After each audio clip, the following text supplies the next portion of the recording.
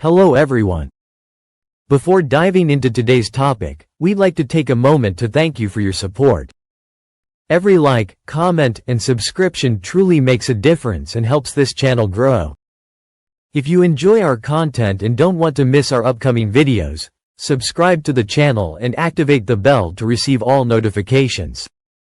In the leaden silence of the planet's upper atmospheres, where no rover can survive and even the most resilient probes failed to transmit for more than a few hours, visions of the future drift weightlessly, like technological ghosts.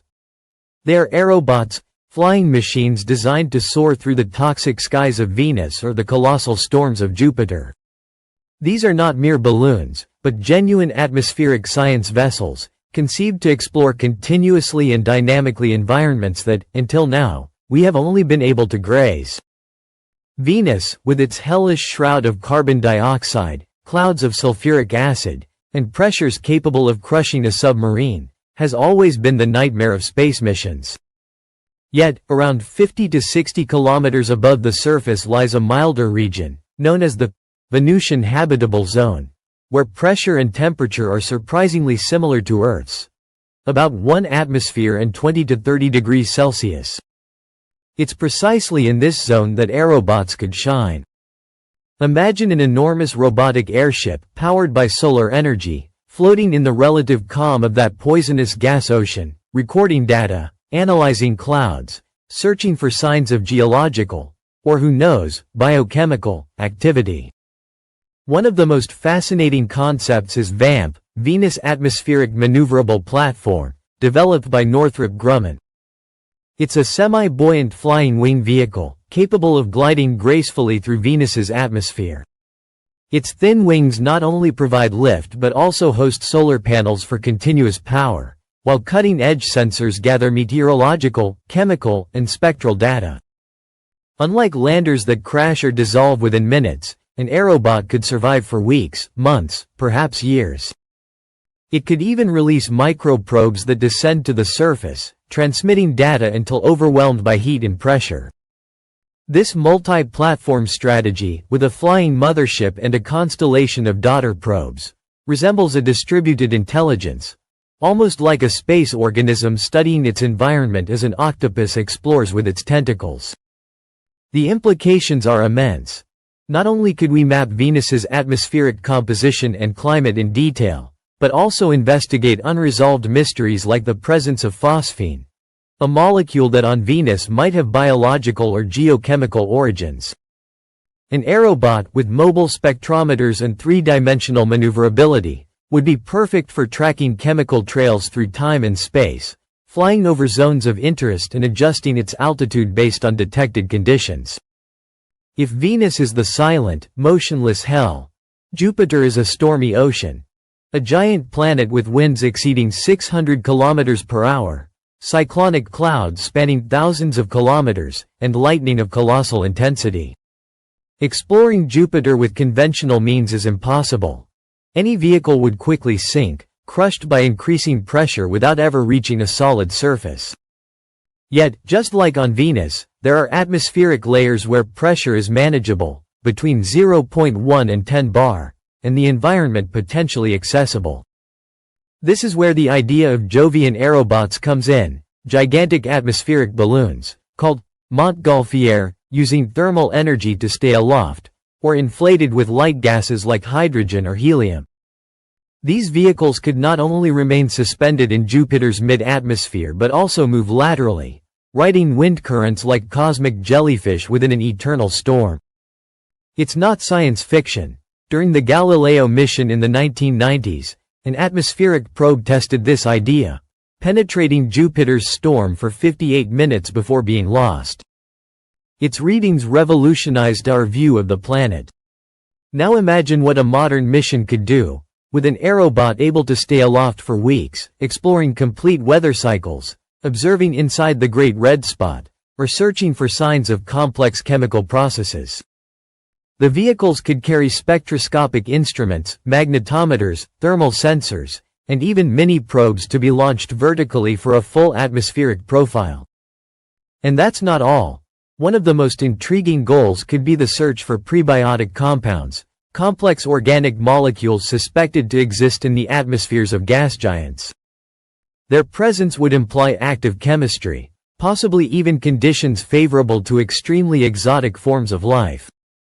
The hypothesis is controversial but scientifically grounded. For decades, there has been speculation that microscopic ecosystems might exist suspended in the atmospheres of Jupiter or Saturn. In this scenario, an aerobot would not just be an observer, but a seeker of life.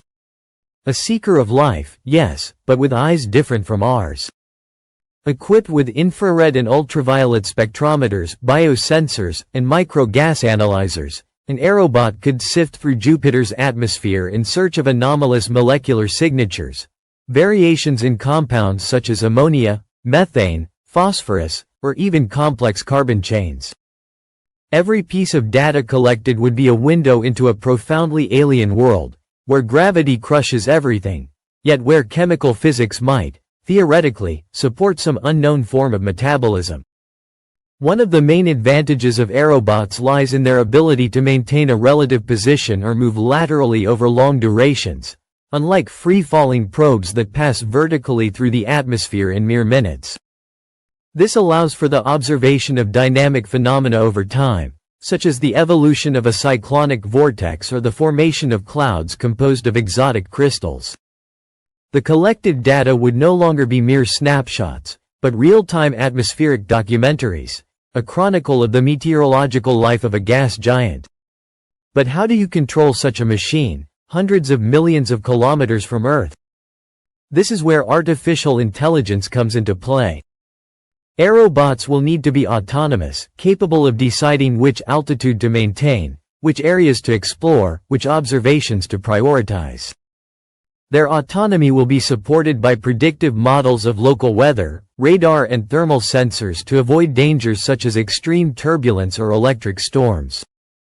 Some projects are already developing learning algorithms that allow the aerobot to adapt in real time to unforeseen changes, turning them into true sentient explorers of the solar system. Yet, carrying out such a mission is no simple task. The challenges are immense. Transporting the vehicle to the planet, entering the atmosphere at terrifying speeds, materials withstanding thermal and chemical cycles, managing remote energy supply. But it's not impossible. Engineers are already studying multi-layered envelopes resistant to acids and radiation, compressed gas thrusters for local maneuvers, and low-power communication systems using orbiting satellites as relays. Another visionary aspect is collaboration between multiple aerobots in a swarm.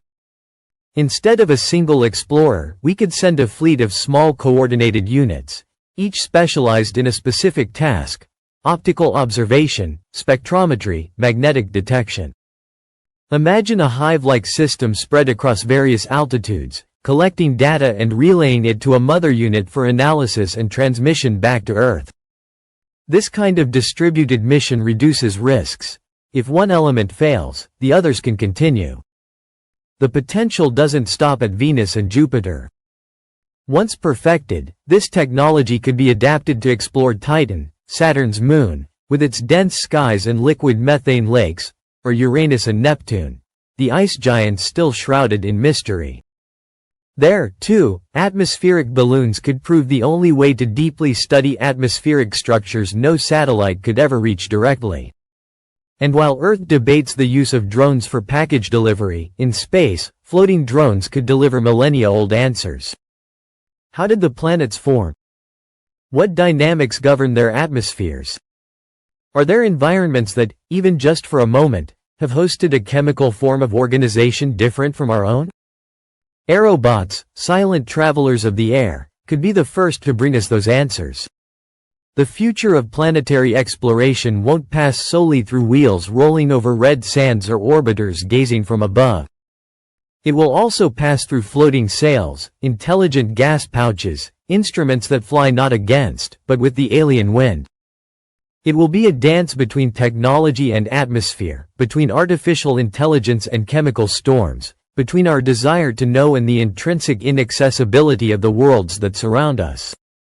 And perhaps one day, thanks to these next-generation balloons, We'll witness a live sunset in Venus's copper-colored sky, or see, for the first time, Jupiter's aurora from within its atmosphere. Not with our eyes, but through the sensors of machines that will think, feel, and record for us, mechanical witnesses to a cosmos that, even now, eludes us.